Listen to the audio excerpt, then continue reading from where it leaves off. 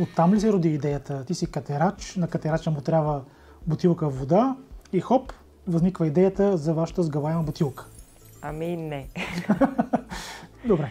Да, идеята възниква от Петър, с който сме съоснователи в Default и всъщност ние тръгнахме 2018 година да разглеждаме какви са приложенията на сгъваемите дизайни, които той беше открил като изобретение и беше видял, че е нещо, което може да се патентова. Случайно, разсъждавайки в друга посока, се натъква на някакъв принцип на сгъване, което е вариация на оригами, казва се киригами.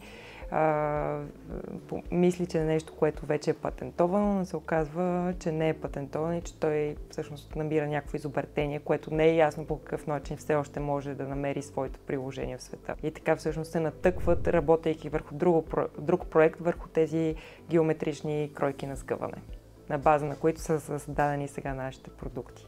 Идеята е на ниво изобретение и изгъваеми дизайни, които не е ясно дали ще са бутилки и чаши, които произвеждаме в момента и развиваме като бранд, ами по-скоро нещо абстрактно, върху което може да бъде приложено, нали, всеки един цилиндър или конус. И заедно започнахме да разглеждаме различни приложения, индустрии, пазари, бизнес модели, докато в края на 2019 година, нали, решихме, че ще създаваме оригами бутилката и в последствие други продукти под бранда Default.